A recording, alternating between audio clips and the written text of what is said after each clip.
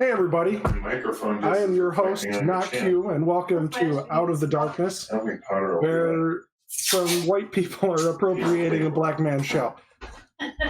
So tonight, let's see what we're going to talk about. We're going to talk a little bit about State Fair.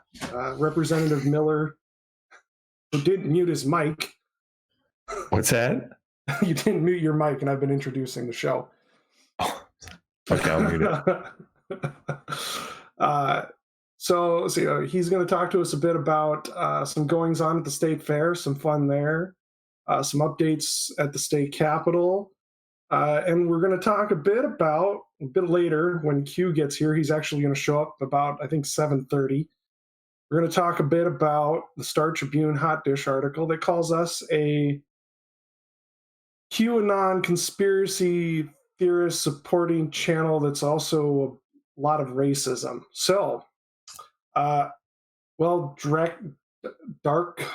900, we're not blackface, we're white people, and we're appropriating the culture of Q today. So, there you go. All right, Tim, how are you doing? Yeah, well, good evening, Soder, and those that are watching this. I am guest hosting for a little bit while Q is busy with some family matters. So if you were looking forward to seeing a good-looking black conservative that leans libertarian on the show tonight, you just get middle-aged white guy for a little while, but a little bit fired up on a very similar on subjects that I think we can all agree on. First Amendment issues, some stories that it's been a banner week. We'll get into the story. We should maybe save that for when Q gets on, but Q got a little bit of actual statewide publicity from mainstream media in this past week. Little did anyone know that's watching this show, Q is a black racist. He is a racist against black people. His words. So would you say Uncle Ramus? Yeah. From the I mean, if you say black racist, does that give it justice, or do you need to call it something else? Well, when I hear black racist, I assume like someone who doesn't like white people. Oh, here, hold on a second. Yeah, well, I know that's why I don't want to necessarily go that route, because black racist means that, it's a reverse racism or something. It's not at all. No, that'll be the teaser for when Q comes on the show. He'll explain how he was accused of being racist towards black people in this last week, or a couple weeks ago, actually. But the story came out in this previous week. So it was a couple weeks ago? Yeah, when he had Representative Steve Drazkowski on the show, that's when it all came down. But it was posted on the Star Tribune this week. Oh, okay. I thought you were saying that it was published. Okay, this is not a couple weeks ago. This is not good fare for show. People are going to start signing off if we start talking about that. So I'm going to jump right in to the first subject that we can talk about. And I think tonight's episode is going to be primarily talking about our rights of freedom of speech. That's going to be the primary, because we have a handful of different stories that address that. Some of them comical, like when you hear Q's story of what happened, and some that are a little more serious. And a lot of times, so those that don't know, I'm a state representative here in Minnesota, and I'm a conservative. And of course, I defend the Second Amendment. We talk about the First Amendment. We talk about the 10th Amendment. I know that's important to a lot of you. And occasionally people say, well, why do you spend so much time on these different amendments to the Constitution? Aren't there issues of transportation or healthcare or something like that we should be talking about? Well, the reality is, folks, is that a lot of these basic rights are being questioned by some and are definitely under assault by others. And so it's time for us to talk about these, to defend them, maybe educate some people. I think we're high time that we need to get into the basic rights of us as American citizens and what that means. And that's really what I think we battle a lot on this show. So tonight, Soder, it's going to be, seems like there was kind of a theme of First Amendment challenges. So to begin with, my story. Pretty much. Yep. So I heard some of this about this. I'm assuming you're going to talk about the flags at the fair. right? That's one of I've them. What seen some happened a things. couple weeks what happened about a week little more than a week ago at the beginning of the fair? I guess that was 2 weeks ago then, 2 weekends ago Wow, man, time has sure flown. I at the tell you, Republic. babies, they really compress your time. What's that? Babies really compress your time. It doesn't seem like it's been that long since I first heard Yeah, that's been the 2 initial weeks. story. So, yep. So we are in Minnesota. We have the state fair, and it's a little bit unique in that it's in St. Paul.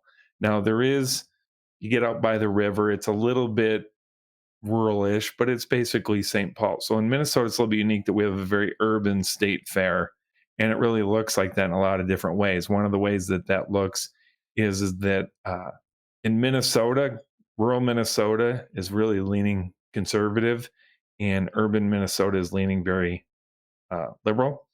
And I think that's kind of consistent with a lot of states, but that's definitely the case here. So you have a lot of urban goers to a state fair where typically, like down in Iowa, you might have a little bit more of what you would think a state fair would be, maybe a broad blend, but definitely more of the rural people. So what happened 2 weeks ago, we have the state fair lasts for about 2 weeks. And in the opening weekend, at the Republican booth, there's a MNGOP booth there.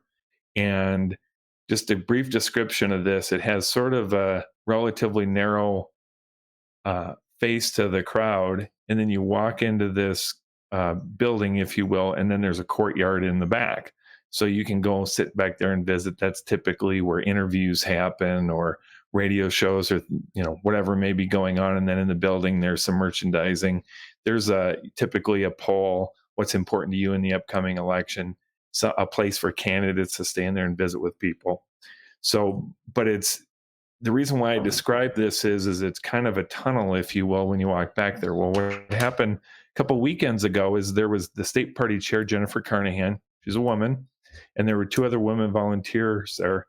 There's 3 of them, and they were getting things wrapped up. Things were coming to close at the state fair. And there was a group of people that were described as a group of Democrats came into the booth and started harassing them. Now, what that looks like, what that means, I don't know, but they wouldn't leave and they couldn't get them out, because that's why I described the positioning of this. They were stuck there and couldn't shut down. I don't know what the actual conversation was. But I did confirm with State Chair Jennifer Carnahan, one of the things that happened is when they said you need to leave, things got heated, and one of these women one of the female Democrats started harassing one of the female volunteers to the point that she, quote unquote, groped her. Now, I don't know. A woman groped a woman? Yeah, and I don't know what groping means. And when I get a mental image, this is a very serious issue, but still, you're kind of like, what exactly sort of fight is this? When 2 guys fight, there's punches thrown. So I don't know exactly what a grope is, but it was to the point that they filed a report with the police. And from that point forward, and I was there today at the state fair at the booth, and same thing there is they actually had police there guarding the Republican booth. And the biggest argument from the quote unquote Democrats that came in there is how dare you promote Donald Trump at this fair? He has no right in being here. And that's stunning to me, because he's the duly elected, legally elected president of the United States. You may hate him. I understand. Someone may hate him, but you're not allowed to talk about him in the Republican booth. So fast forward, this is slightly different. This addresses I'm kind of sad I missed the fair this year. I know, it's been a little bit lively. So on the opening day of the opening day of the fair. Opening day of the prayer. Okay. Yeah. Okay. Opening day of the fair, there's a sky ride. Those gondolas that go on the wire and they go across the entire fair. I call them skylines or sky rides.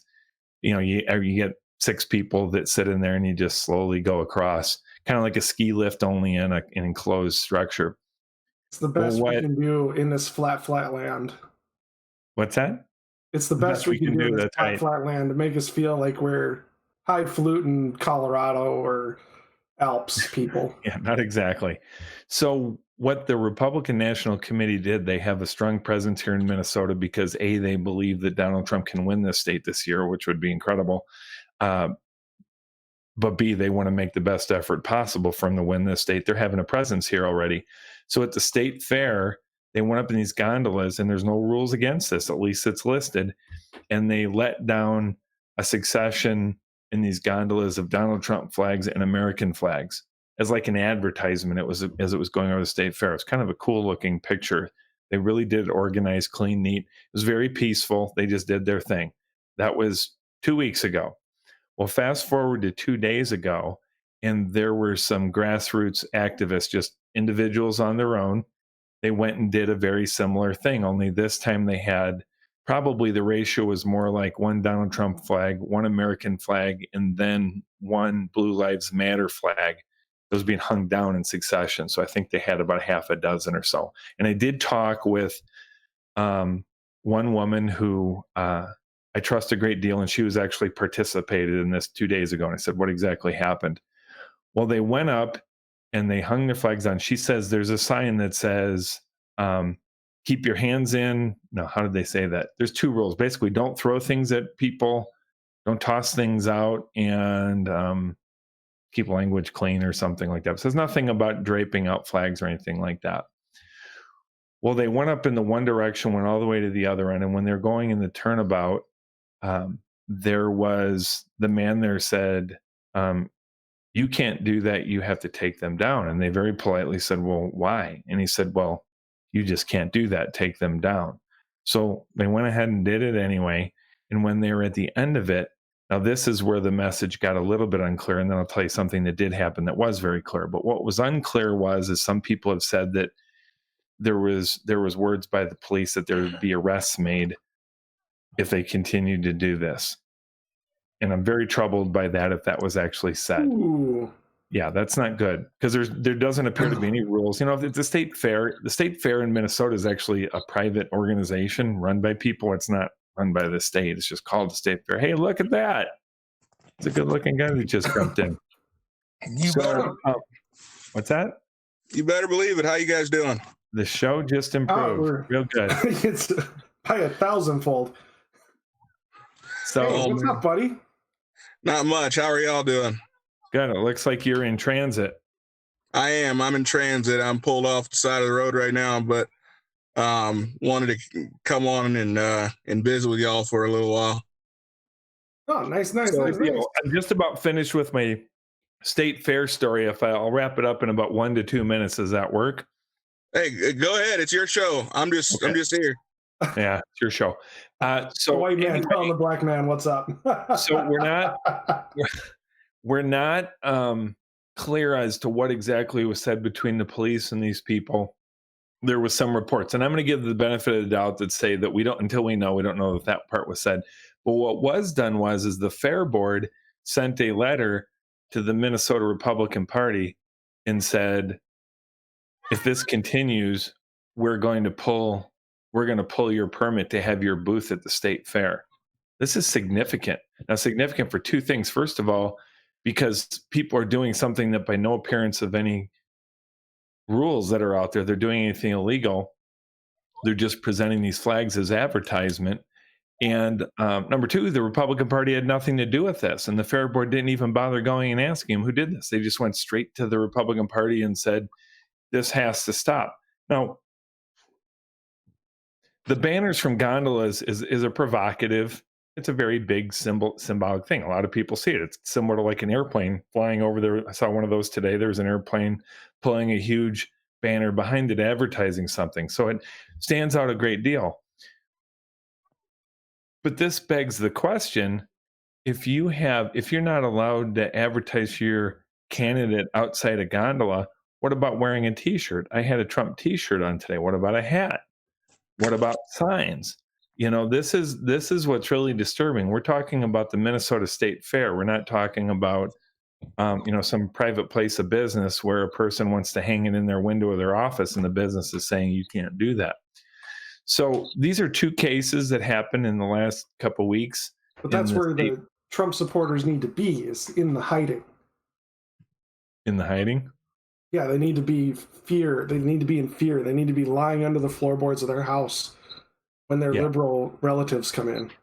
Right. Well, and understand that this feeds a little bit of, so that people understand in Minnesota, again, you kind of have two groups. You have the people that are, and again, I'm guessing in other places of the United States, but you have the people that are supportive of Trump, and then of course the people that are against Trump. But there's been this ongoing issue with the people that are against Trump are acting up in belligerent ways and trying to control the message, I guess, is where it really, you can speak out against Trump. You can, I don't care if you counter protest and say, he's a dirty dog, he shouldn't be our president. But when you start intimidating or bullying or acting in ways unbecoming that subdue the message of the people that support him, that's a real problem. And that's always been the way of the left, though, right, Tim? I mean, it's always been this shock and awe. I think about, the LGBTQ community, which, and I'm not lumping them all in one brush, because I know there are some that are conservative, there are some that aren't, but the largest majority of them, I would say, are more left leaning.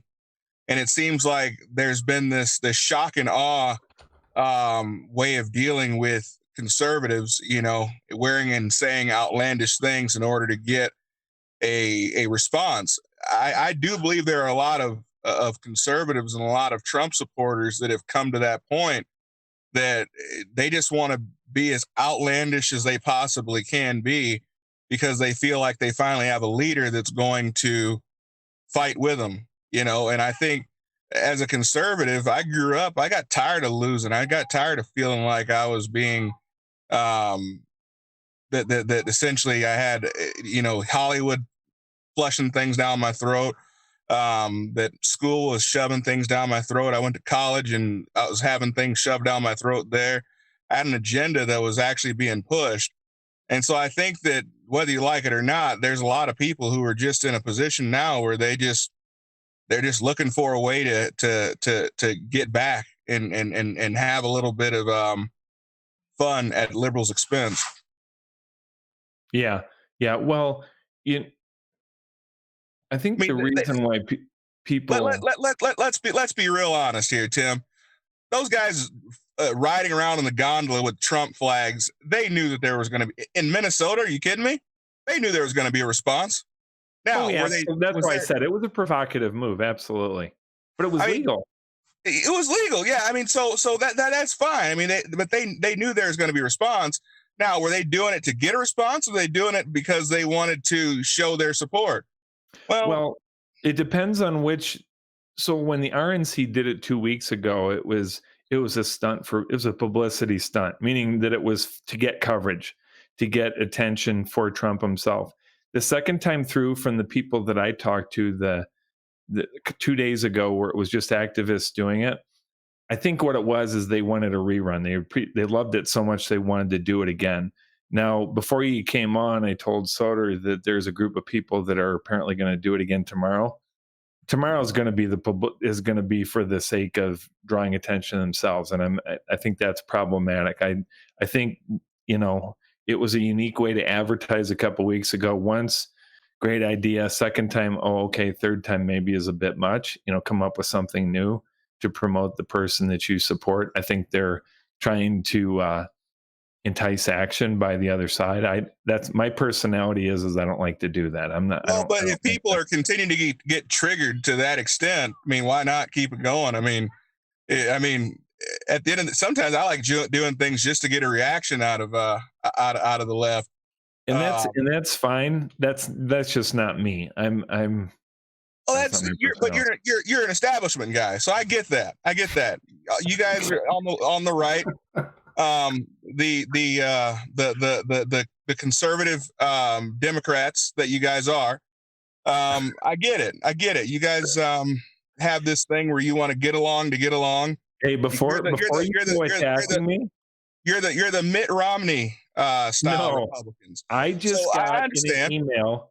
I've been offered in 2 weeks. Yeah, September 11th. So we'll call it a week and a half. September 11th. You know how they're having the state CPAC that's coming Yep. up. Yep. They are giving me an award for my conservative voting and behavior in the Minnesota House of Representatives. Isn't CPAC a Republican organization? Well, yeah, yes. So you've been welcomed into the establishment. Great job, Tim. Well, if that's what you define as establishment, then yes, I'm an establishment. But I think I have a different view when there's. You have been welcomed into the conservative wing of the Democrat Party. Fantastic. Boy, I tell you, when you think that CPAC is like moderate establishment, you are just way off the end. I don't. I think it's big government. I don't think that it's CPAC what is it not was. big government. It is. Oh boy, we'll have to have a discussion about that at a later time. But yeah, it's not liberty based. I can tell you that much. Okay, I will grant you they're not libertarian. They're the boomer Republicans you talk about, but I'm around. When you want to see establishment Democrat leaning Republicans, I can give you examples that you would probably agree that no, Tim's not. Putting myself in the third person. I am not someone that's even close to the way that they vote or the way Tim, I say that only halfway. I know. Only halfway serious. So not 100%. Obviously you are a bit more what's the word I'm looking for? Not good looking. A bit more pragmatic. Yeah, that's the one argument where we have our divide is I'm probably just as conservative as you are, but being in the Minnesota House of Representatives, I have to have a level of pragmatism about that, which sends you down the road of, oh my goodness, there he goes. He's part of the swamp. He's part of the problem, not the solution. But when you're an elected person, you have responsibilities to people. Sure. You have to govern. I totally understand that, and I mean, it's interesting that in the same week that we both are faced with, a situation where we're trying to just stand up for our rights to be conservative, to have a voice. And I think, for all the talk we've done about the Second Amendment, I mean, I don't know if we've done enough discussion as it pertains to the First Amendment. And that's what early in the show I brought that up as well. Yeah. I just think that's under siege, and without a First Amendment, I mean, everything kind of goes sliding downhill after that. So, well, that it's probably passe to talk about hate speech is not free speech, like we were talking about a year or two ago. But that always bugged me because I thought long and hard about that. And you have free speech so that you can do what other people call hate speech. Okay? Right. The example that I gave on Facebook this week, for you youngsters out there that only know the Blues Brothers as something from the past, there was something I grew up in a Chicago suburb. What's that? The who? The Blues Brothers. You ever see the movie? No, what's that? Oh, you're killing me. It doesn't matter. Here's the point I'm making. The movie has nothing to do with this. There's a scene in the Blues Brothers that people think was fiction, but it really happened. In the 70s, in the Chicago area, there's a town, Skokie. Skokie's a suburb of Chicago, and Skokie has a very large Jewish community. And in the 70s, there was a Nazi organization that wanted to hold a rally in Skokie. They were picking Skokie on purpose. And when I say Nazis, I mean like they had like SS uniforms and stuff like that. We're talking just the straight German Nazi sort of thing, not skinheads that we talk about these days or anything like that. And they were detestable. No one liked them except for themselves. They were totally marginalized. But it was in the courts and in the news for several weeks. And in the end, they were able to have their rally. There was a counter protest against them, and they were divided by law enforcement that all was being had. Now, I bring that up as an example. I like to use extremes to make my point. As detestable as that Nazi party was to have that rally in Skokie as offensive, the ordinances in the city of Skokie, U.S. Constitution, freedom of speech, all these things we're talking about, they had a right to do it. They had the proper permitting. They did everything that they needed to do, and they had their event. Okay, that was definitely hate speech. I mean, that was the purest definition, because they were literally standing up there in a Jewish community talking about how all Jews need to be destroyed, and black people and everything else. Okay, it was terrible, terrible stuff. Okay, Sure, but they had a right to do it. Now, you don't have a right to do it unpeacefully, or if there's an ordinance that says you can't do it and you try to do it anyway. There's different things that can make it not possible. But to say hate speech is not free speech is a terrible, terrible way to go. Because what happens if we agree that hate speech is free speech? Then if I say something you don't like, what do you call it? Hate speech. Hate speech, right? But that's the interesting part. You know, I was watching a video with Candace Owens earlier this week, and she was being somewhat attacked by a young African American student at a college who was saying that, you know, America hasn't done enough to, you know, eradicate the KKK, and how, you know, the KKK needs to be illegal and they need to, you know, round them up and throw them in jail and these types of things. And that's the scary part, because, you know, as a conservative and as a minority, I mean, do I think that it would be great to have no KKK? Well, certainly. Do I feel that the KKK and hate groups were being depleted and their numbers going away? Sure. Have there been some things that have happened as of recent that have reignited them?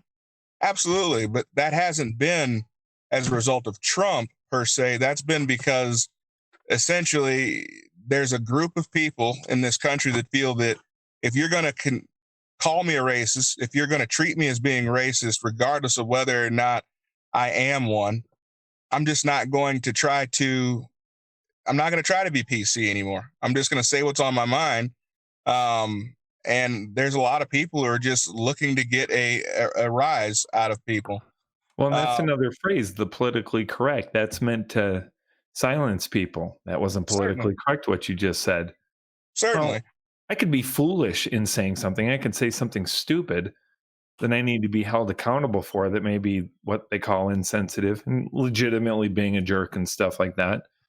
To what extent you hold me accountable? I'm an elected official. If you don't like what I'm saying, get me unelected. You know, if I'm an average citizen saying something that's sort of what I always say is kind of knucklehead thing to say, you may just have to ignore it, you know. But it was interesting. I'm gonna stray. It's on topic, but I'm gonna throw in another thing. I was in the House of Representatives booth at the State Fair today, and I walked up, and Representative Ray Dean. He's as liberal as I am conservative, which, in your opinion, means we're basically the same, right? But no, we're very different in our position. And he was talking to someone else about how words mean things. And here was the example. This isn't about anything inflammatory, but he said, when you make this is what he said. When you make the statement, you know what, you're a good athlete, that is really actually an offensive statement, because that's such a blanket statement. What does athlete mean? What you should say properly is, you know, you're a real good basketball player, or you're a real good sprinter, or you're a real good, he brought up bowling, to which I said, that's not being an athlete, but but he was actually going to the length that calling someone a good athlete was offensive. I go, this is just exhausting. I said, if I go up to someone, if I saw them like taking 3-point shots, I'd probably say, oh, you're a good basketball player. But I said, if I just see someone who looks like they're physically fit, I'd say, oh, are you a good athlete? You know, come on, folks. If we're being offended, go ahead and offend me by calling me an athlete, okay? Well, I mean, but that shows you the other side of the argument, right? Joe Biden came out a couple weeks ago saying that what was it, Soder? I know you heard it.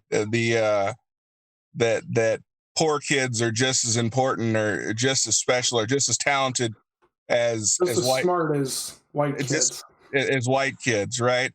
And so they're using terms like athlete, terms like poor. I mean, and they're making those almost synonymous with races, which is absolutely insane. But that's the place that we're at. I believe that people are speaking up against it. I wanted to come on the show. So just so everybody's knows what's going on, we're in South Dakota. We came down to see Mount Rushmore. Had some transmission issues, and so we're dealing with that. But I appreciate Soder, and I appreciate Tim being willing to fill in.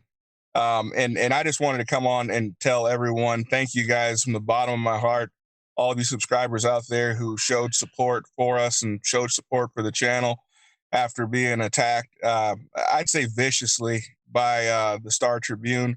Man, I'm overwhelmed by the messages that I've got from you guys, and just the encouraging words. So thank you guys so much for helping us, not only to continue the channel, but also to grow it.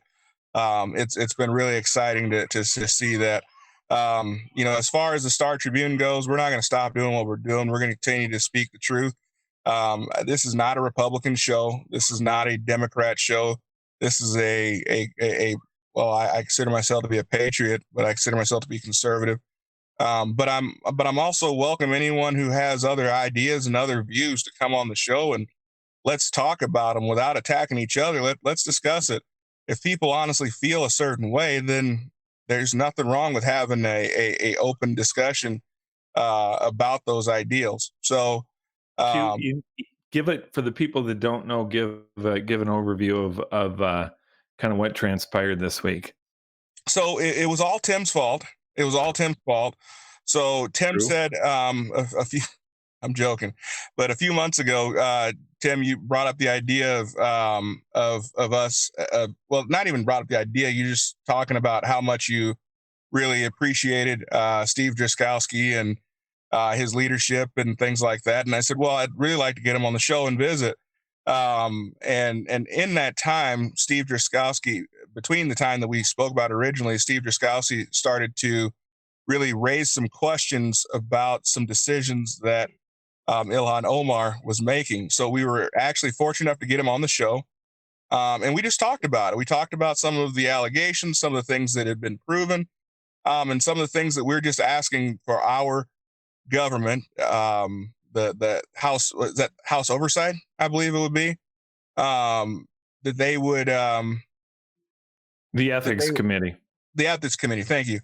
That they would just look into some of these allegations. I mean, some of them being very serious, from immigration fraud to tax fraud to marriage fraud. And those are things that any other American, if we were to be accused of those things, they would warrant an investigation. And in doing that and asking for an investigation to be done, we were attacked by the Star Tribune and essentially painted as a racist show, and conspiracy theorist, QAnon conspiracy theorist at that. And I wonder how she got that idea. I mean, I know you've joked about it, but I've called it a LARP. Well, I know you've called it a LARP and things like that, but I don't know if maybe because people call me Q, that she assumed that. I mean, without thinking about the fact that that's my name. So there's a lot of assumption, but definitely not much journalism involved with the assumptions that she made. I was always taught that Black people couldn't be racist, personally. Which I know is a lie. I know it's a lie. So, but unless she's accusing me of being racist against another person of color, and Ilhan Omar, or worse, maybe she's calling you white. No, here's the reality. She never looked at the show. I found it as humorous that she was jumped to the conclusion that you were part of QAnon because you're called Q. and that you were talking with Ilhan Omar, so it must be a QAnon racist person. Yeah. She should be embarrassed. She should be embarrassed that she didn't even take the time to look and see who it was that was making that statement. Well, hey, make sure you put her. Make sure you let everyone know we are trying to get her on this show. I would love to visit with her, not in a threatening way or anything like that. I just would love to have her on the show and hear her out. I mean, why not? Give her a moment to kind of explain her side of it and why she felt the way she did, why she felt that I was racist, what I said that could be construed as racist. I mean, the closest thing I went back and I watched the video, and the closest thing I could come to was I questioned why someone like Ilhan Omar, who was such a devout Muslim, who requested that she take her oath of office on the Quran, which, okay, whatever. And then she requested, in addition and like, that she be allowed to wear her hijab, which, whatever. Even though there's not a whole lot of videos you can find of her before she got into public office wearing hijabs. But the thing that really got to me was the fact that she was married by a Christian minister. Now, come on now.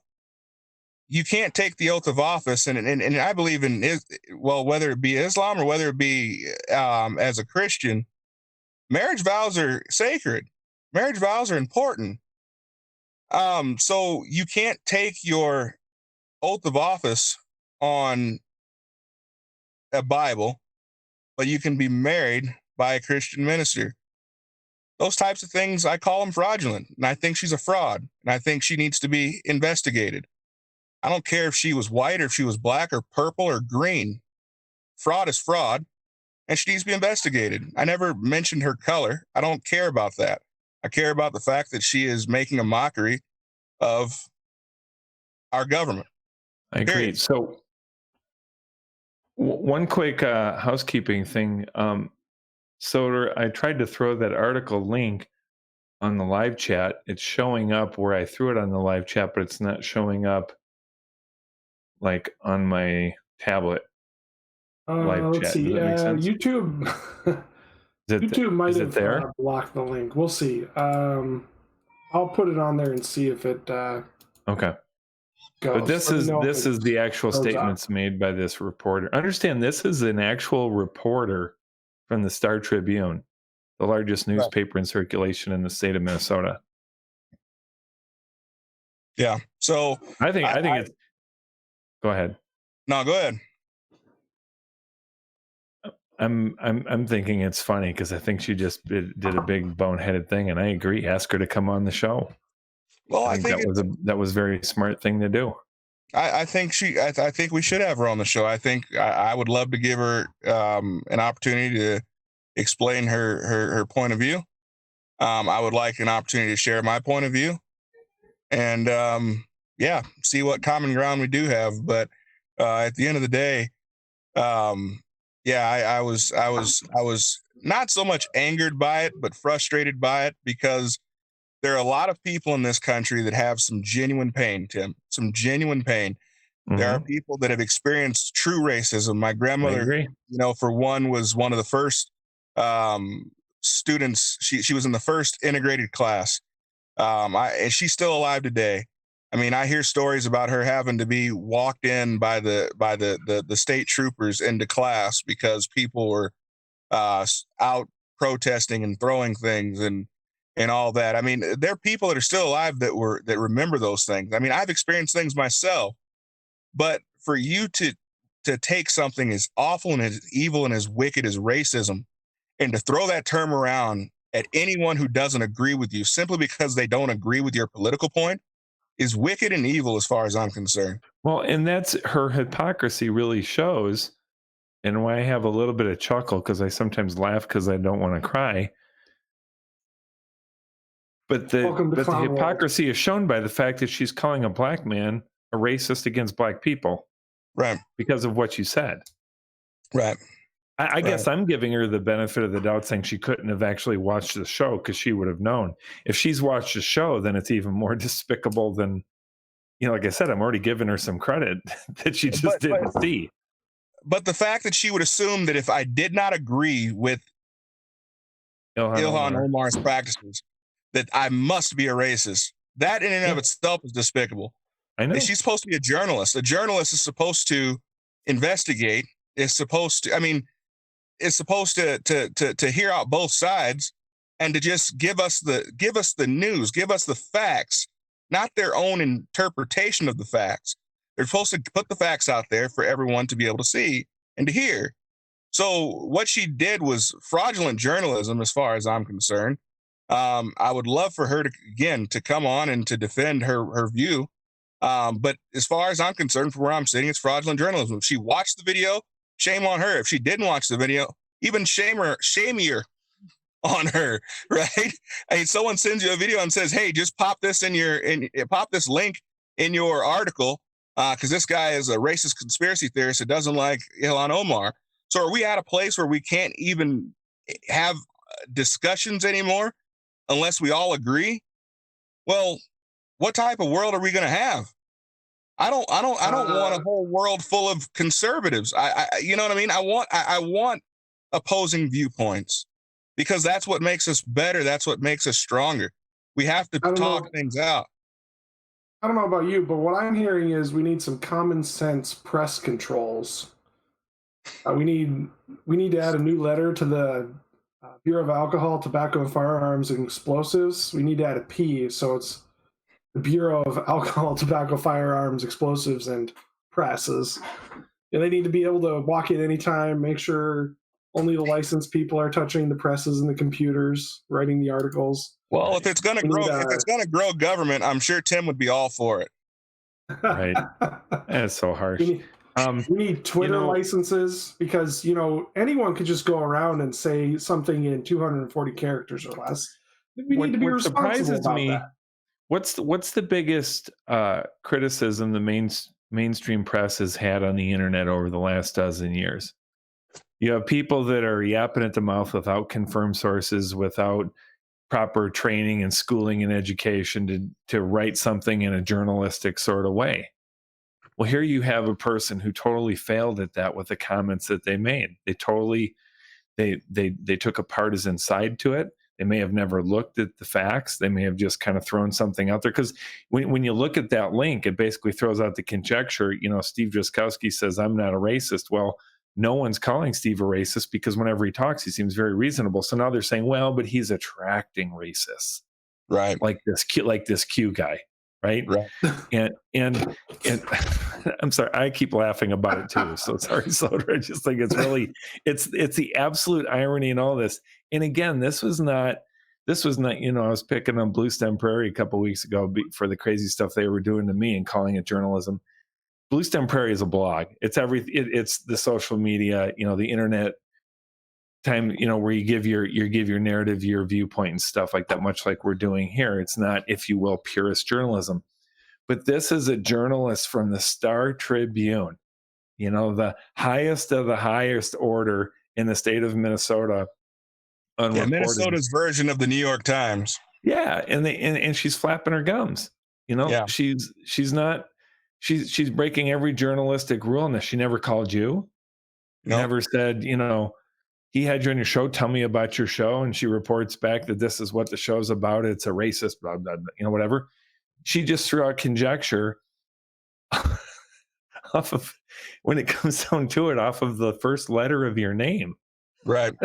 That was the fact finding that she had. She saw a Q and she thought letter of that stream, because if I remember right, it was called Q destroys or Q exposes Ilhan Omar.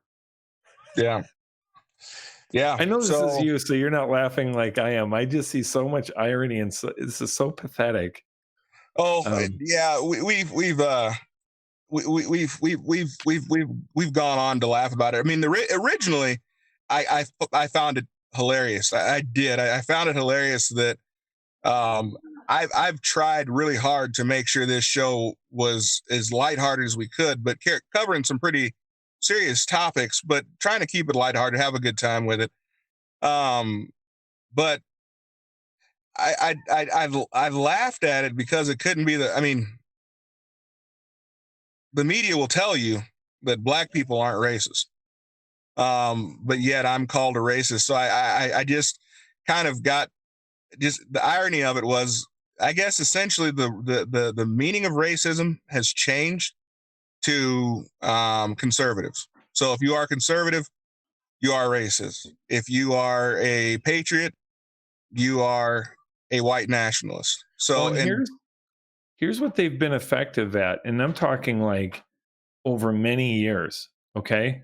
Because out of the, and I'm simplifying for the sake of time, but who was it, if you will, if you were to say Republicans, Democrats, who ended slavery? I'm oversimplifying, but it was a Republican legislature that passed the 13th Amendment, okay? right. Who are now So- all Democrats, by the way. What's that? Remember, the parties switched. What was it, like the 60s or something? So Right. So really but that's what I'm saying. So the Ku Klux Klan came out of the Southern Democrats. All three of them switched. All three of them. Yeah, I remember that big switch. So, but what I'm saying is what they've been effective is you're right. They've labeled conservative being equivalent to racist to the black people, and it's ironic because it's conservatives that believe in truly individual freedoms, regardless of race, color, or creed. Okay, we believe that you excel on your merits, on your talents, that you work hard and you succeed in life, and that there are certain barriers. Granted, there's certain barriers that some people have that are larger than other people, but you have the opportunity there now to overcome them. And I know that's kind of a very simplified version. There's some other things that come into effect there. I get that. But somehow the Democrats have made themselves as the higher order, they have the high ground when it comes to racism, which, by the way, they're the ones that continue to propel Planned Parenthood and abortion, which directly affects the black community. We've talked about that in the past. Okay. Sure. So they've done an effective messaging job. Maybe we've done an ineffective messaging job on this, but it's totally reversed the logic of what the reality is there. And my hope is, maybe this is your hope too, and in part why you have this show, but my hope is that we can get the message out there that not that the Republican Party is the black person's party. I don't even like doing that. I don't like grouping people, period. But the conservative message is certainly something that is there for everybody. And the conservative message is there, whether you're a minority, you're the majority, which I guess is the white male. That's kind of the only person that gets labeled is the majority. You don't ever say it that way, but everyone else is the minority. But what's interesting to me, Tim, is this, and I've got to get going here in a second because we're pulled over and the kids are playing in a park. But the thing that gets me is this: the media is quick to applaud and almost worship celebrities that come out as being bisexual or being pansexual, or couples who have embraced that are evolving in their sexuality, right? Right. And they eat that up. That's just so brave, you know. For someone to come out as gay or lesbian is so brave, because they've really embraced who they truly are. Try coming out to your black family as a conservative. Try coming out to a black family and saying that you support Donald Trump, and you see the hatred that you receive from not only blacks, but also whites telling you that you're a self-loathing individual, that you could actually have the nerve to support a racist, that you could support legislation that the Republicans push because they seek to punish blacks and people of color.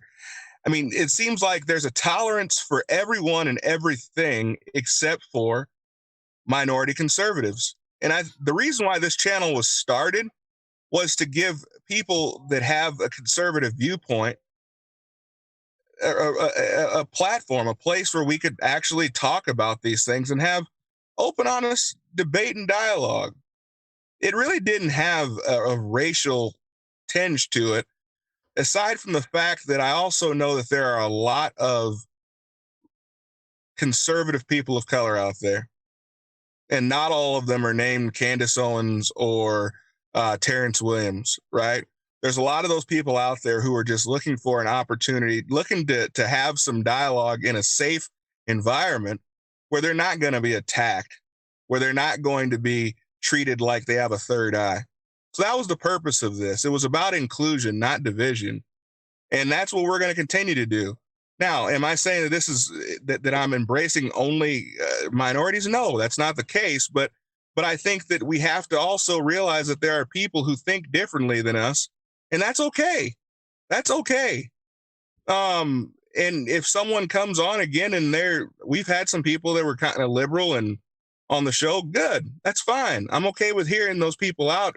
And as long as they actually have I'm not gonna accept intellectual laziness. If you're gonna come on this show and you're a liberal, be ready to answer for your viewpoints. But I wouldn't go on a liberal show without being able to give an account for what I believe and why I believe it.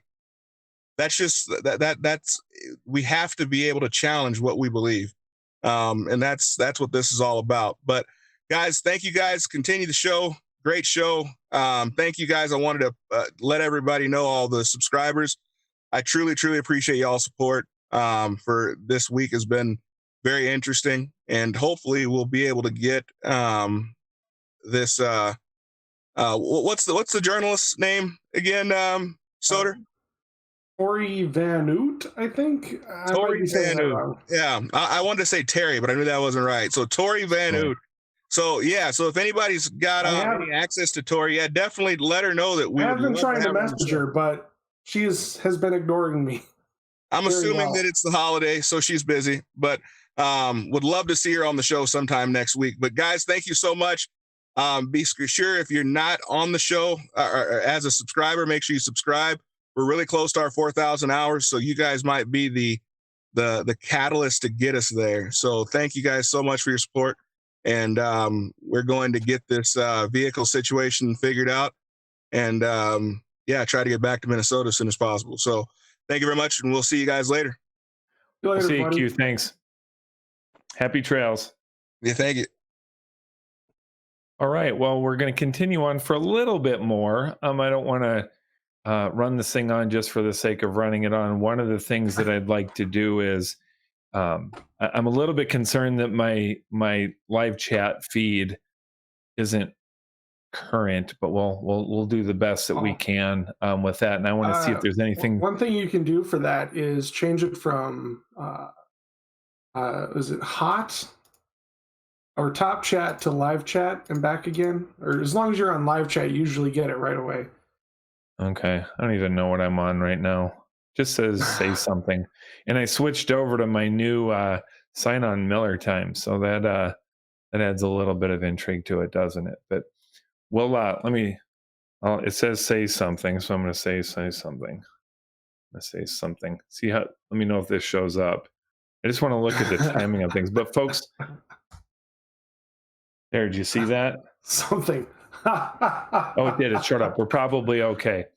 So just it was one word. Yeah, chat's been a little bit dead tonight. I don't know. Maybe it's that I'm not chatting a whole lot in it tonight versus other nights, since I'm a little more talky this evening since Q isn't here.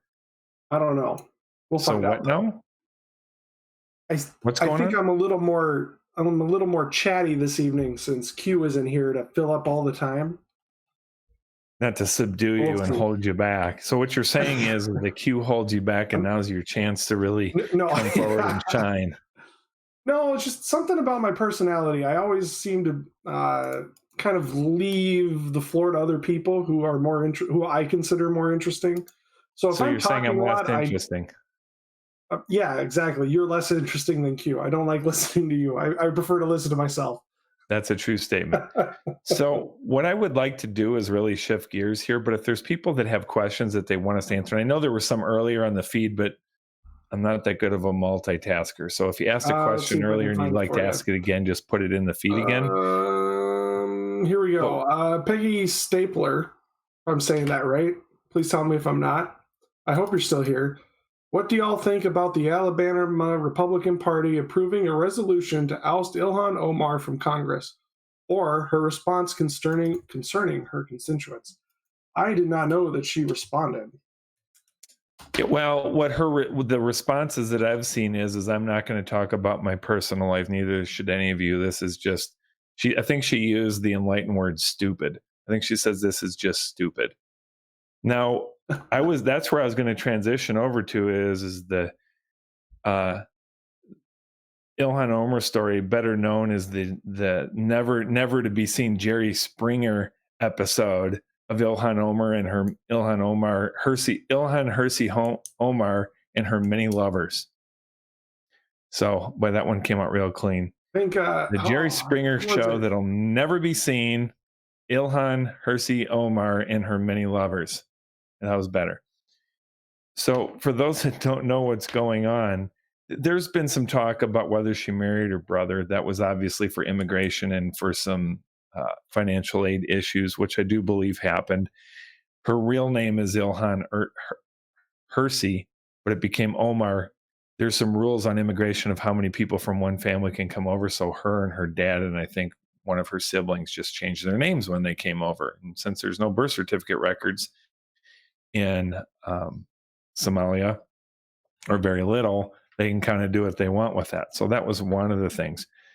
But in the past week in the news, it came out that one of her main campaign advisors, now, by the way, me being in the Beltway, I had heard about this before, but she has this guy. Can you look his name up, Soder? So, I can't multitask that good.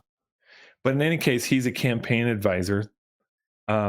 Omar's his wife filed for divorce, and when in her divorce filing, she said that he confided in her that he's been having an affair with Ilhan Omar and that he loves her, and so his wife is divorcing him. Now, of course, he's denying any of that happened, but we've been hearing about this guy for quite some time. Now, the other funny little thing, not so funny thing about it is his campaign advising company has been paid by her. I think the total's been about $150,000, which in campaign dollars actually can add up pretty quick. That's not a huge dollar amount for campaign advisors. But here's the unique thing. Number one, the expenses started after the election. Now, you still do some campaigning stuff after the election, but it started then. And then after that divorce filing was made, where did this happen? At some point in time, he started accruing traveling expenses where he was traveling with her everywhere, and her campaign was paying for it. So her campaign is paying for his travel. Now, again, technically, legally, campaigns can pay for travel, even for consultants. That's not the problem. They have two problems with this. Number one is they didn't file it properly with the Federal Election Commission. They just did a generic, these are travel expenses, where you're supposed to identify who it is, where they went, and what the cost is. There's great expenses. But number two, he's been implicated with her, traveling with her in a romantic relationship. Well, you can say you have a business relationship and a romantic relationship, but you can't go spending money for him to be traveling with her. That's going to be a big red flag. So, we've got to look. There you go. You just muted your camera.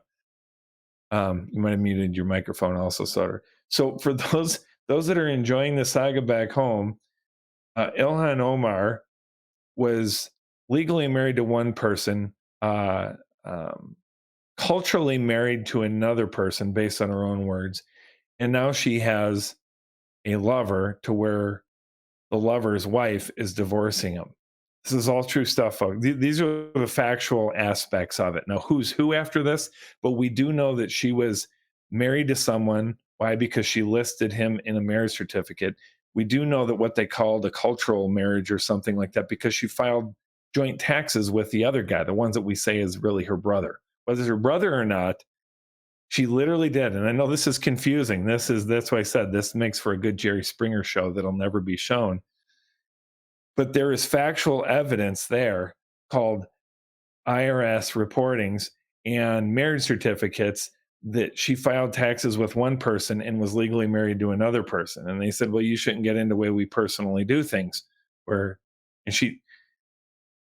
I think anyone in Islam should be insulted by the way that she's handling this, because she says in our faith tradition, this is what we do. And then as Q, or maybe you, Soder, mentioned, her marriage was actually with a Christian pastor. So anyway, so now she has this dude that she's, by all indications, has been having an affair with, and she's divorcing her husband. He's getting divorced from his wife. I don't know if they're going to get together or what exactly that looks like. But folks, this is all our Congresswoman from the great state of Minnesota. Again, I laugh so that I don't cry, because this is very sad. And I will tell you that the reason why no one is touching these things is because they want to say that I'm racist because they bring this up as an issue.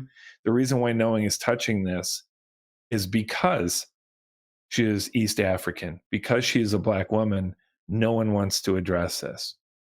Now, there is one little twist that is a little bit significant, but a little bit boring, in that the Federal Election Commission, there was a report this week that they're missing some of its members, and it's basically at a standstill. It's not investigating things like this. So do not expect an investigation from the FEC, which is the campaign finance arm of the federal government. Do not expect an FEC. There has been a complaint, but to have an investigation and a determination on that anytime soon. What was also interesting to me, and I didn't know that I was going to be leading this show, so I'm sorry that I can't throw this article up. Yep. Sorry about that. When you said, let's do the show, I'm like, are you ready to do the show? And you're like, yeah, let's do it. So yeah. Your microphone's on. I know. My wife decided to come in here, so. Okay. And some of my kids, for some reason. Well, that's okay. I was petting my dog just a couple of minutes ago. He came over to say hello. That's what's great about live streaming. You can get away with anything. Last probably 3 minutes. So. Okay. So, well, we can also wrap this up. We've been on for an hour, but I just wanted to talk about the Ilhan Omar. But there's, I don't know, I lost my track of something else that was going on with her in her arrangement with her lover. Stay tuned on this info. Oh, there was an article that actually was printed that I cannot bring up, and it was by like the Washington Post or something like that I read, that basically admitted that she was probably not going to be investigated until someone like Nancy Pelosi basically says, go ahead and investigate her.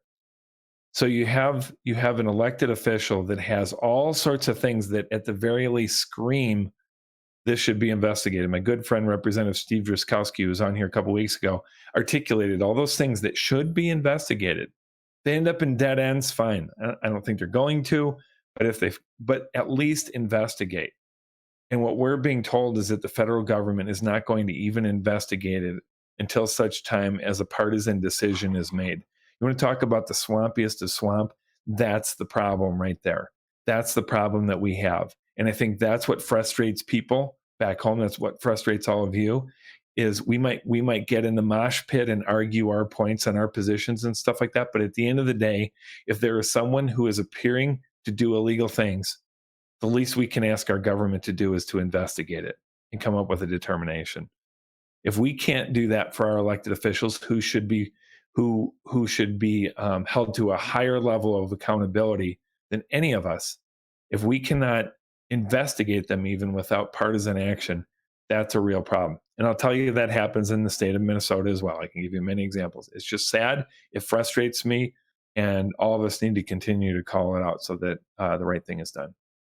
Well, it seems like you're starting to do that with your schism with the Republican Party. Yes. Right? With your, should I bring that up? A little bit, yeah. I think we could talk about it a little bit. I mean, I've seen from you like a whole new animal since you what's this called? The New Republican Party or something? New House Republican Caucus. New House Republican Party. Before you were, I mean, you were a good rep, and you did a lot of good things that I liked. But after you join this, or you join these four other guys, Druskowski and I forget the other two, and did the splinter group, you've been so much more vocal in calling out things and just being in this. I don't even know how to describe it really. Yeah. So But let me tell you're what's more going on. vocal and more out there with what I want done. Like you can actually do something about. You can actually talk about it instead of going, well, what does the caucus leaders say about this week?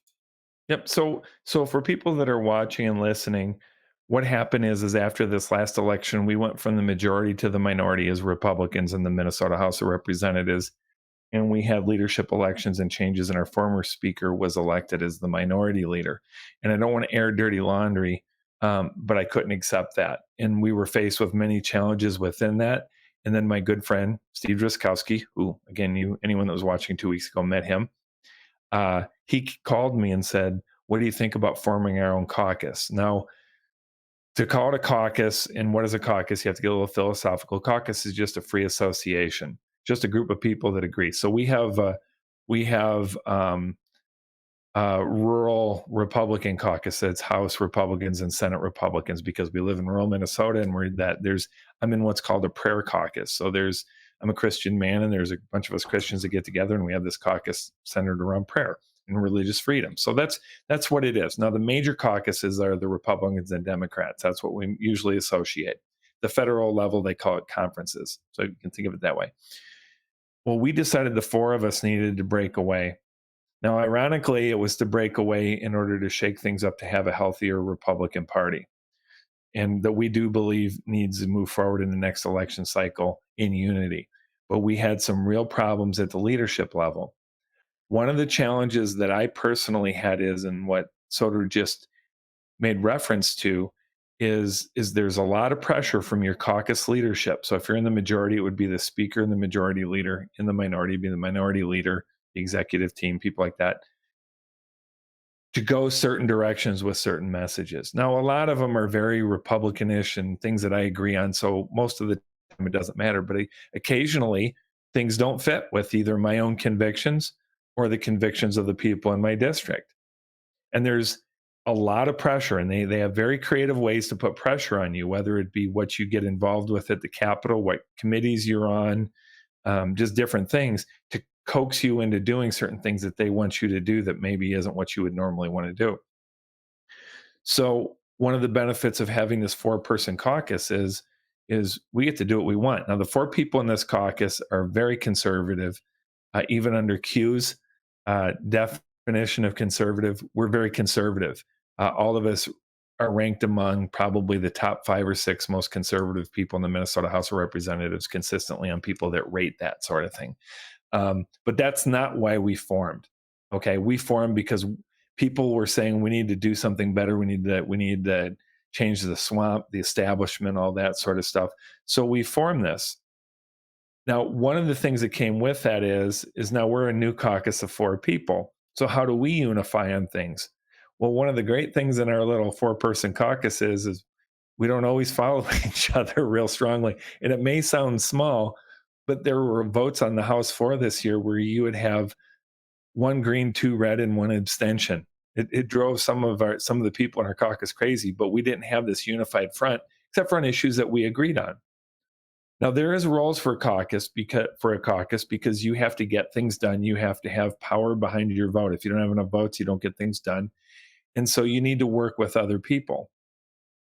But the people of my district, the 39,500 people in my district that voted me in, they want me to represent them. So Soder, you did recognize a freedom that I exhibited to where I did what I think is important to the people in my district and important to my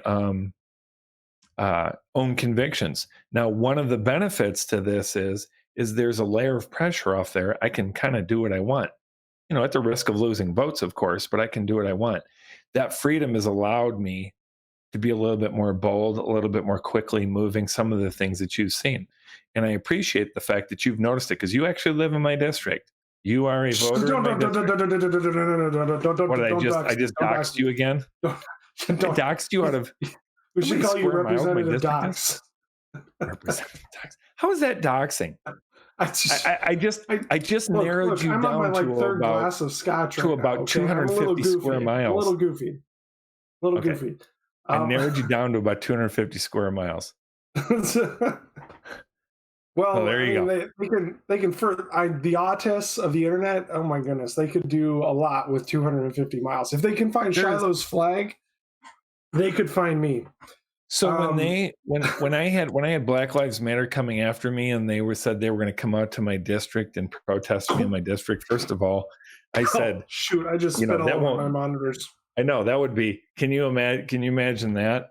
But I said, good luck, because you're gonna think that you drove into South Dakota by the time you get to my district. So there's people that think anything west of 494 is rural Minnesota, and anything 50 miles away is in another state. Well, that's true. That's a true statement. So, but in any case, so I'm sorry if I doxed you again. I've been better with that, but no, it's okay. It's okay. I mean, you've only said my real name like 5 times on this show. So you ever get me upset again, I'll say it again. You get me really upset. I'll give out your phone number. Oh dear. Hey, as a bunny trail, did I tell you that story? This has nothing to do with anything, but still a funny story. So I'm so old that we used to have radio stations where you would call in, and you had on your phone, you had your answering machine, your physical answering machine at home. And as you know, you could make your own personalized recording there on your answering machine. So there was a radio station in Chicago, The Loop. It was a classic rock station. It was, the cool station, right? That's where the cool DJs are. Everyone listened to if you're, 20 something and listen to the, rock and roll sort of thing. And you could send in your answering machine message, and they'd play it live on the air. Now, if they liked it, they would say they liked it and it would end there. But if they didn't like it, they would give out your phone number on the air. Oh, understand there's millions of people, there's probably a couple million people listening to this radio station during this prime time. And so I want to talk about doxing. Your phone number, because of course you get a phone number of someone, what are you going to do? You're going to call it. You're going to call it. You're going to call it. I thought it was one of the greatest things ever on the radio. You might have to look at all of the phone books for the area that you're looking at, or that it is. Understand, on the radio, they would give your phone number out. Yeah, but this is before internet, though. To find the phone number or find the name for you're still misunderstanding. Let's say I play the message. I send in my message to The Loop. I'm sorry. I'm thinking of like real name doxing, finding the address and that. I'm not just calling the number. Even back then, it wouldn't have shocked me if they would have given the address to where they live. Those are good old days. Oh yeah. But then again, everyone back then had shotguns, by their bedside. So you really don't want to go into a house. We all have shotguns by our bedside. We still have that. Anyway, back to the caucusing. You've talked before to me about like some of the benefits of starting your own caucus. Like what are those? Like you were talking about some things that you could do that you had the power over that you, for whatever reason, you didn't have while you were part of the Minnesota House Republican Caucus. Could you expand upon that at all? Yeah, I'll give you an example. So the Democrats are in power, so they write the bills. The only thing that the minority has the power to do is to present amendments. A lot of times the amendments are bills that didn't get heard in committee, so we present them as amendments, which, by the way, they're going to be voted down because the Democrats have the votes to vote them down. But it gives our chance, the minority, to have a voice. It's our chance to say this is what bill is important to us. So you would be surprised. So like, I'm a very pro-life person. That's my top issue, okay? By far and away. Republican Party is synonymous with life issues, right? Well, they are, but only to the degree that it doesn't cause them any hassle. So I presented this year what's known throughout the United States as a heartbeat bill. It's a heartbeat bill because basically if a doctor identifies a heartbeat in the fetus, you cannot abort, okay? And so I had my version of the heartbeat. What's that? Sorry, I coughed. Okay, I had my version of my heartbeat bill that I was going to present on the House floor as an amendment. I knew it was going to be voted down. But the nuances of politics in the state of Minnesota, there are some people, even in the Republican Party in the House of Representatives, especially leadership, that thought this would be volatile, problematic. There are some life organizations in Minnesota that didn't want me to present the bill. Totally in the weeds of arguing the different points, and I won't get into right now.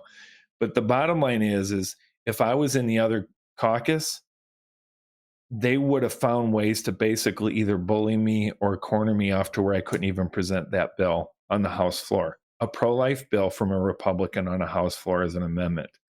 It would have been squashed. Now they do it in very subtle ways. They kind of do it through groupthink where you get in front of the caucus and people stand up and start crying, saying you're going to make them lose their election because you're going to force them to have a vote on life, which is crazy. But that's what they'll say. Or they will find ways to kind of like, it's hard to explain until I see how the procedures happen in the Minnesota House, but they would find ways to basically keep me from presenting that. Or This they would say, you know what? Or they'd say, you're a male. Sounds like these guys are pre-negotiating stances. Like they're, sometimes Democrats are never going to go for this. So, like if we bring it, it's just going to cause us trouble, You're never going to get it passed anyway. Well, there's just different ways. And I'm not saying I couldn't have presented it anyway. But believe me, it is very problematic. So needless to say, you raise the point of what are some of the freedoms that you have by being in this 4-person caucus. Another thing that's happened, a funny thing happened on the way to the forum, as they say, is so we're very need to see that movie. Yes, I do. So we're very conservative, the 4 of us. So we're least like the liberal Democrats on the spectrum. That's a fair statement, right? So you would expect that we would get along the least with liberal Democrats.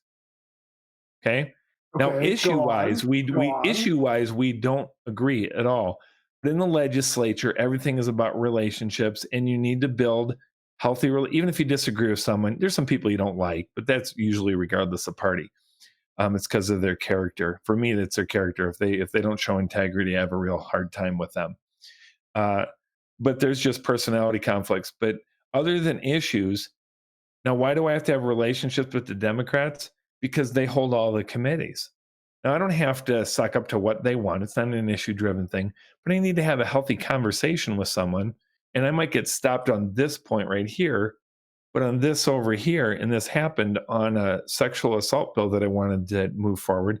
They actually listened to me. Why? Because I showed them respect. So one thing that this caucus has done is, again, remember, most people in the United States are kind of say, why can't you just all get along? I don't know that I totally agree with that. I look forward to the day when our representatives can beat each other with canes on the... No, a republic floor is the civilized version, because what if you don't have a democracy, what do you have? You have, if I want my way, I kill you. So a democracy is a civilized way to address the differences of opinion, but you have to remain civilized. I know someone from the outside, someone from the peanut gallery wants to see us lobbing insults at each other, and Jane. I mean, that's what you guys do anyway. You just do it really smartly, though, right? Like with your big brains, you come up with really good insults. Look at me, I don't have a big brain. I don't know how to have good quality. I don't know. You look Other really big on my monitor here. You're taking up a lot of camera. Look at me. I'm like taking up just a tiny little bit here. You're like this with your bald head.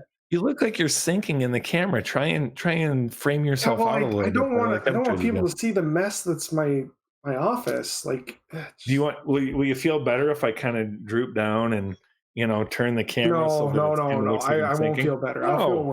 I'll feel worse. I want this. That's right. People want to be able to see my ugly face. Set up. So there is for anyone that's listening that says, I wish that an elected official would just do what their conscience tells them to do. Our caucus has allowed us to do that. But plain and simple. That's the easiest way to say it. And that includes getting bills moved forward. That includes building. The leader of the other Republican caucus actually called us out to the state party chair and said, do you know that they hang around with Democrats? Oh my gosh, Jesus hung out with prostitutes and drunkards. Oh my gosh, can you believe the savior of right, mankind? right. So, and trust me, I have launched when it comes to whether it's gun control issues or my life issue. There's a prison in my district that's a private prison that I think the state has a need, so I want them to take it over, and they start lobbing insults at my district and my people. Believe me, I fight, and I get very. That's when you would say, "Wow, I've never seen that side of Miller before." He's absolutely launching on him. That is absolutely appropriate. Okay. That is what you should also expect in government, but it's an all of the above. It isn't either or. You don't just sit there and, lob insults at the other side and then, may the better man or woman win sort of thing. You need to be able to be a statesman. I think that is something that most people want to see, people that are behaving with dignity, with propriety, uh, with professionalism, with honesty and integrity. Those are things that we want in our leaders. I hope people want that. I would also approve of beating other legislative members with canes. Say one more. What now? There was back in the day. There was a congressman who would literally beat other congressmen with his cane. I forget his name. Oh, that was way back when. Way back, and that's kind of what I'm talking about. Like way back in the day, I'd love to see that kind of shenanigans again. So you want to see duels again? Yeah, I think it'd be great because like, hey, you really think abortion should be illegal? Hey, you know what? Let's go out on the front lawn here and shoot pistols at each other. See who's the coward now. One thing that is funny is for those that say, there's just the opposite. There's too much volatility and fighting among our legislators and stuff like that. I hear stories from even 10 years ago where punches were thrown, real punches. Really? I've come close a couple times where I've wanted to. This last session, I won't tell you the story who was involved in this. That would be doxing in a big way, be doxing myself. But I was so angry at someone. Doesn't help that I was up for about 24 hours and stressed out at the end of session, but I was so angry at someone, I could not get out of my mind the idea of throwing a fist right in their face. And it would have felt so good for like about 5 seconds. That's going to be a really good sound clip. I'm looking forward to that, to this next election cycle. Tim Miller, he's going to punch the other guy in the face. Yeah. Yeah. No, I will tell you that anyone that is honest with themselves in an elected position in the Minnesota House of Representatives has been brought to that point. If they care about the issues, if they care about the things that they stand for and are passionate, like I am, you get brought to that. Now, it is important to say I did not throw any punches. Okay. I did actually have to go walk out and go outside for a little bit. Kid you not, literally. Now, I don't think I was ever going to punch a person. My childhood, I was a bit of a rambunctious child, but I haven't fought since I was like 12 years old. So I like to think that nothing like that would happen. But just so that people understand, the point that I'm making is that there are very passionate people that even in the genteel Minnesota House of Representatives, we're Minnesota nice up here. I've heard stories of even as recent as 8 to 10 years ago where there were actual punches thrown between people. So for someone like you, Soder, that should make you feel happy that actually happened. It wasn't beating him with a cane, but it was pretty close. I'd accept fists. I'd accept fists. Because with fists, you have the opportunity of hurting yourself. And so it's got to be worth it then. It's really got to be worth it. If you're willing to break your own wrist over something. Yeah. It's like a cane, it's a stick of wood. You can get another. It's no big deal. Yeah. Wrists, though. What we do is with social media, we have virtual canes with social media, right? That's where we really punish each other, is by taking shots on social media. Can you imagine though? Like today on YouTube Live, we have Representative Miller and I don't know, someone else. They're going to be having a fisticuffs today on the front steps of the Minnesota State Capitol because Miller says that we should do 8 weeks of pregnancy, and someone else thinks that it should be up to the point of the head coming out of the vagina. Can you imagine how many people would be watching though if that were to Can you imagine the super chats on that kind of thing? be Oh, it'd fantastic. be amazing. Oh, especially if Nick was hosting. Especially in today's politics where hilarious. everyone wants to live vicariously through their elected officials. They want us to do the crazy things and then watch it. They don't want to do it themselves. They just want to watch it. Oh yeah, of course. I mean, you guys have some sort of like shield immunity from law and repercussions. No, we don't. That is one of the biggest falsehoods. Like, if I threatened you, you could get the state police on my butt about Yeah, but that's different. There's an actual But if I threatened Joe Schmo down the street, he could just kind of, I mean, like, he could maybe file a police report, but no, there's like, nothing's really going to come of it. So, folks, here's a real thing. So that people want to understand this. You can insult me till the day grows old, and you can legally say things about me, true or not true, by the way, that I really have no recourse. Especially under campaign law. When I'm a legislator, there's a little bit that you can't do, but it's still really pretty wide and open. You can say anything you want about me until the point that you threaten me in some way. If you threaten me, most people don't know this, if you threaten me, that's against the law. You cannot threaten an elected official. And I've had some people that have crossed the line. They've been so mad at me that they've thrown threats my way. I call them idle threats because I don't think they'd ever act on it if they met me in person. But on social media, I had someone a couple of years ago that kind of gave a biblical reference to the jawbone of an ass, Samson and all that. Mm-hmm. And they were kind of saying if they ever saw me and my wife, they would beat us with the jawbone of an ass. Well, you can't say that. Where would they get this jawbone? I don't know if I've ever seen a donkey in this area. But that's a threat. You can't. I've had some things that are, again, I think that they're, keyboard cowboys, that are keyboard cowboys. I've never heard that one before. I made it up because I couldn't think of it. Keyboard heroes, is that what you call them? I like keyboard cowboys. Keyboard warriors. Keyboard warriors. Hiding behind the keyboard. I'm in rural Minnesota. We'll call it keyboard cowboy. We have cowboys out here, real life cowboys out here. So keyboard cowboys. Keyboard warriors out there where they kind of cross the line and they start making threats. They don't realize that they can't do that. And worse yet, it's on social media. And guess what? Yes, usually it's the sergeant at arms first in the Minnesota House, but they work directly with the Minnesota State Troopers who are kind of responsible for the Capitol and our safekeeping. They will find out who it is that said that, and they'll just watch him at first. You're going to have a second or third strike against me before you maybe get a knock on your door. But you can't do that. And in fairness to me, you say, well, we have special privileges with that. But as an elected official, I'm walking out there, and if I have someone who says, I had a woman in one hearing that said, how about if I shoot you dead on the street? Then you'll really know that Black Lives Matter. Well, what happens if that we don't get a second chance at that? And I'm just walking on the street and they go, "Are you Representative Miller?" Yeah. That's a problem. Right? You actually answering someone, yeah. I probably would.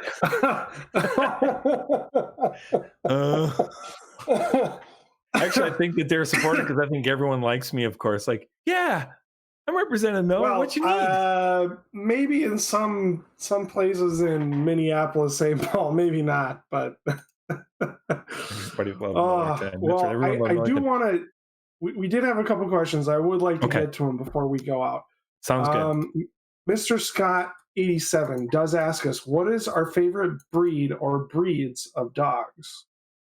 For myself, I have to say, if I ever want to buy a dog, it would probably be a husky. I find them very beautiful and forceful animals, and they were something I would like to protect my property. However, I know they're very expensive, and I don't relish the idea of training a dog, so I don't know if I'd ever buy a dog. So, Mr. Miller. So my answer to that is I had 3 dogs until 2 weeks ago. One passed away suddenly, which is still hard on me. But all 3 were mutts, so I still have 2 mutts. So I think I tend to steer around mutts. They're more my personality. But if I were, as you said, were to purchase a dog, like purposely buy a dog, it would either be one of 2 things. It would either be an Australian Shepherd or a Brittany Spaniel. And the Brittany Spaniel is all around. I met one Brittany Spaniel once many years ago that had a perfect disposition. I just love the thing. They're about the same size as an Australian Shepherd too. There you go. Okay. All right. Smart dogs, and loving dogs. And Super Iron Bob has a question. What's the difference between threats against the public official versus threats against an individual? I don't really see much of a difference other than at least in Minnesota, legislators getting a direct hotline to the Minnesota State Police versus an individual having to decide, is this credible enough to me to take the time and effort to go to the police and file a report? And I don't think it's just Minnesota. I think this is consistent with state elected officials, federal. There are laws protecting elected people because we're out there. So yes, if someone were to threaten you, if you were walking on the street and someone said, "I'm going after you and your family," and it was to the point that you reported it, okay.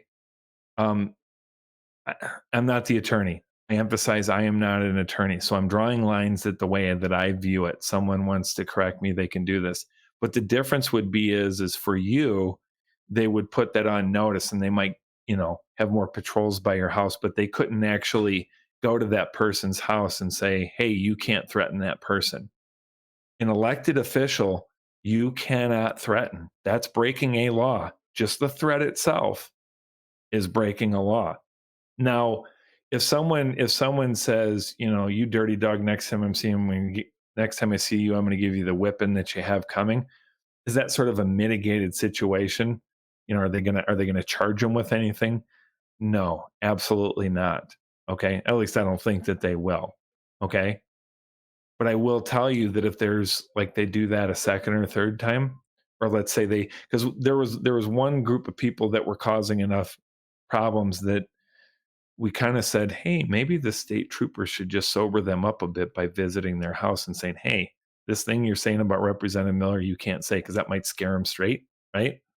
Oh, well, this got real because I actually had law enforcement show up at the door. Let's say, and that didn't happen, okay? No one went to their door. But let's say they went to their door and the person comes back and doubles down again with a direct threat, like you set foot in this place, and here's the baseball bat that I have that I'm going to swing at your head. If it went to that extreme level, that is a chargeable offense, even though they didn't act with that bat. I'm not so sure that you as a citizen, that can be, you can get a restraining order, certainly, but it's not a chargeable offense. With me, the way I understand it, it's a chargeable offense if you threaten me like that. Interesting. Yeah. Now, I am curious about tar and feathering. Should be brought back. Is that considered a threat, or is it more of a... I haven't been looking at the stream. Did someone threaten to tar and feather me on this show? No, but it is, I'm going to say, a guilty pleasure dream of mine of tar and feathering politicians. Okay, I don't want to hear about your guilty pleasures, okay? That's for another show, another time. But here's the thing I always wondered is with tar and feathering, isn't the tar, because it's hot tar, right? It's hot enough. The tar has to be hot for it to pour it. Back in the day, let's see, probably a couple years ago, I looked at what exactly is tar and feathering, and it seemed like the cases that actually happened, it was hot enough that they could throw out of a little jar at the people, and then another person would throw some feathers at them. So there was this stringy. That's way less violent. That almost sounds pathetic. A little jar of tar and some feathers. Here you go. Yeah, it didn't seem like that, but again, this is my memory of looking up tar and feathering pictures. I always thought that they tied the guy up stringing and screaming, and they dipped him in a vat of hot tar, and he was half burned, and as he's crying, they roll feathers on him and then let him go in the middle of the street for the dogs to bite at him or something. It was much more violent than the way you're describing it. All the things I remember seeing of actual instances of tar and feathering were basically someone flinging it, and it's these stringy strips on them, from the coagulation of it in the air, and then feathers kind of just sticking in it. Right. And that would make sense. That's why I wondered. How about that poor guy that during the Greek times made that bronze bowl that you heat someone up inside, and when they start screaming, it comes out like a bull mooing. And after he I was haven't done heard with of it, this. the emperor threw him in there and burned him and had him mooing. What is this? Oh, You said Greek? I think it was Greek Greek. It might have been wrong. I think it bronze, was Greek. uh, bronze sphere bowl. Is this the super? What's the difference between a threat against a public official versus a threat? Oh, okay. You already answered that question. Okay, look down at The brazen bowl. Okay. the brazen bull. Yep. Um, I don't think it was. It might not allegedly a be. torture. Yeah, it was Ancient supposed to be a Greeks. Okay. torture. It was a way to torture someone when you're killing them. You lock them in there and they heat up, but when they start screaming, the noise that would come out would be the sound of a bull. But when it was done, the only time it was ever used was on the inventor himself. He put himself in there to demonstrate what it would look like, and the emperor, the leader, whoever it was, said, "Light him up." They burned him in. It was the only time it was used. I'm gonna have to look this up later. Yeah. How did we get here? I probably brought us here. I was the difference between threats and Okay. versus of a public official versus individual, and So then we are kind of running around a little bit, and I know that people sometimes have fun with that, sometimes don't. I know they can no longer watch if they're bored, but we want to make sure that we at least address maybe one or two things that people would like to talk about. Is there anything else that people would like to talk about on this show before we wrap things up? I have you here. I have a captive audience. Oh, here we go. Oh, there's so much pressure. I feel like I'm in the 4th grade at the church Christmas program trying to. This is why maybe you don't talk as much when Q is on, because you shouldn't be talking as much. You're getting into 4th grade.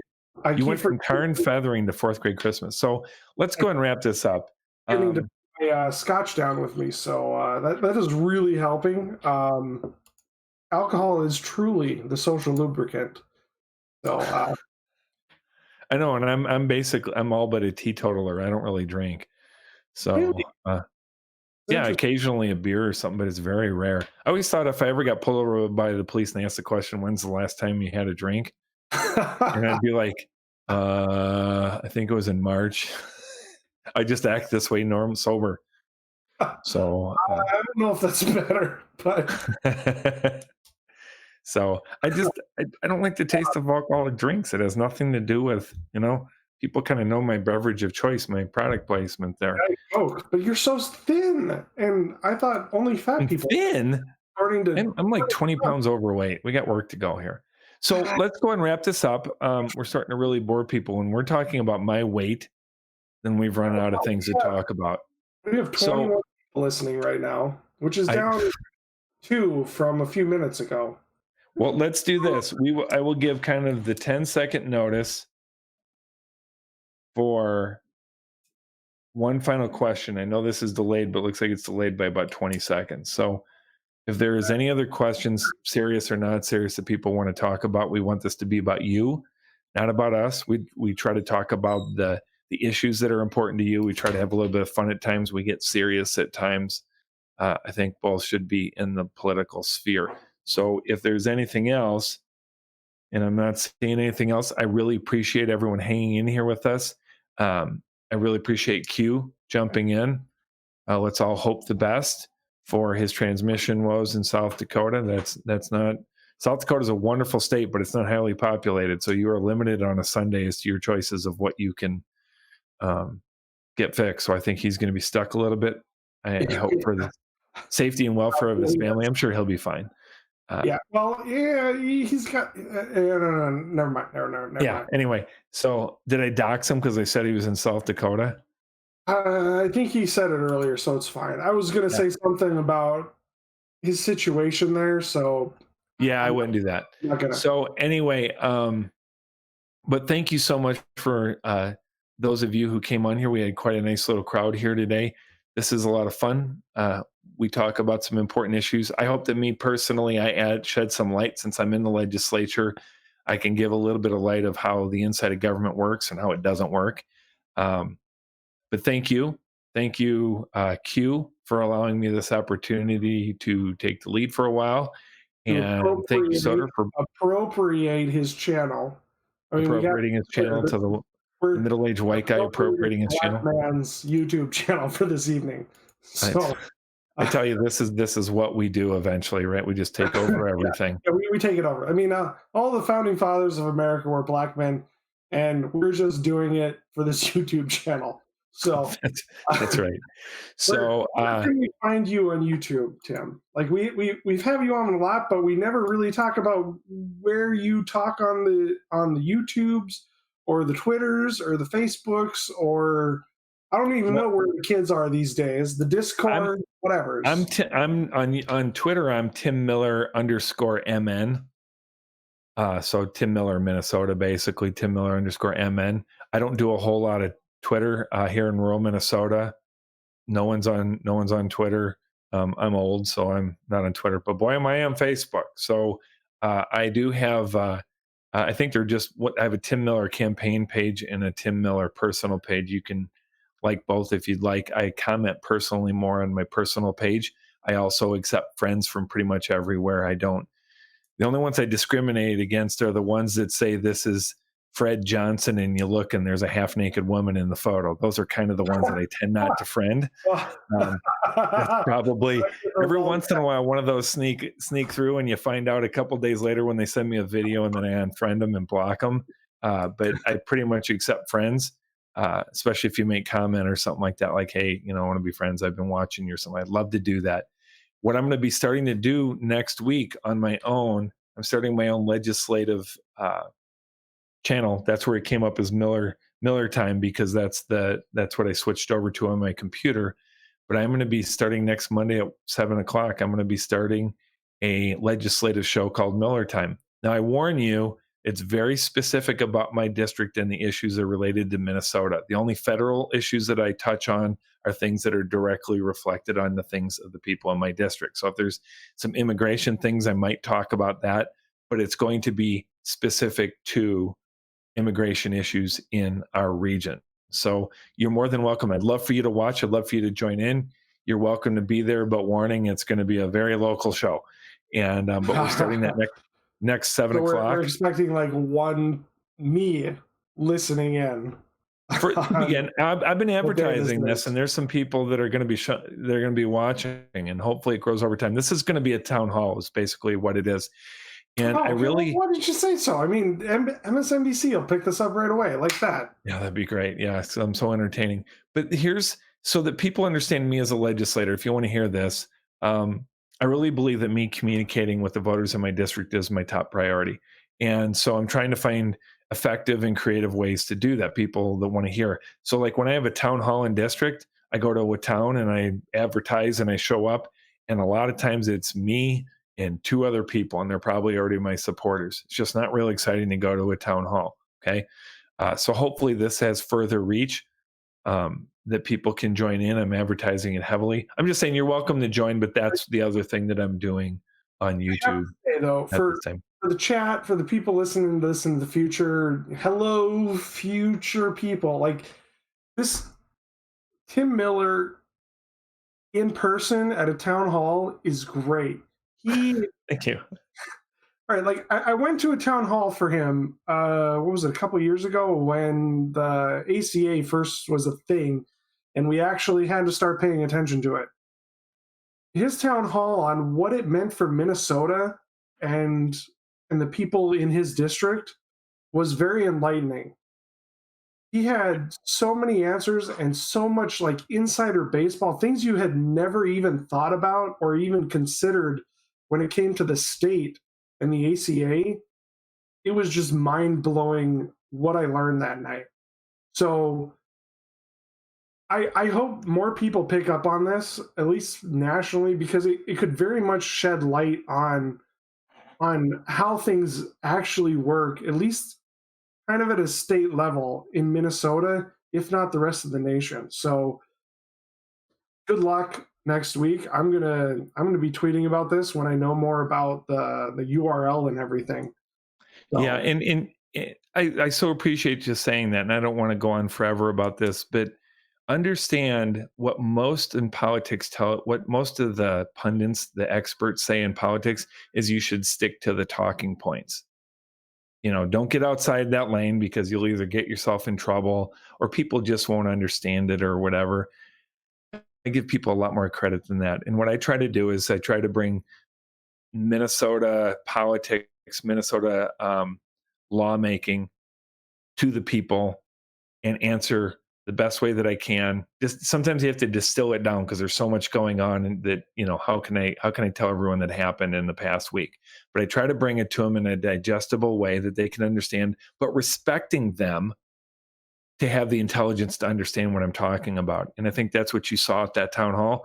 And if I could have town halls in district where I go there and I'd have 40, 50 people showing up, I'd do them every week.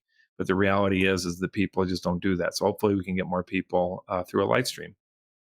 Well, I mean, even if And I'll still do those, but after the fact, though, is something entirely. Like, I understand people have lives and things, and that night may not work for them, and they might not even be on your mailing list or anything to find out when you're going to be and holding a town hall.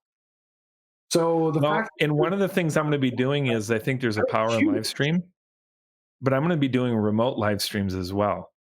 Let's walk before we run. But we're going to be bringing this on the road as well. When we're in session, I'm going to be doing it from St. Paul. I'm doing it from home right now. But we'll be going out on the road, and we'll be meeting in front of hopefully people like you're talking about, and we'll be streaming it as well. Because I think this is so important for people to engage their government that this is a way that we can do it. All right, well, fantastic. All right, so Tim Miller _MN on Twitter. And then we'll link to the Miller Time YouTube channel in the description. Hopefully I remember it in this probably three glasses of whiskey state that I'm in. No, more than that. Probably 6 by now. All right, well, thank you. So you're saying we'll work on this tomorrow? No, after this, I'm probably going to be watching a television show with the missus. I might be Twitch streaming later. We'll see how much this whiskey affects me. I usually get really sleepy with a little whiskey. But yeah, follow my Twitter. It's in the description. We'll link Miller in the description before I go to bed tonight, just so I have that accountability. And you all have a pleasant evening. And thanks for joining us tonight. Good night.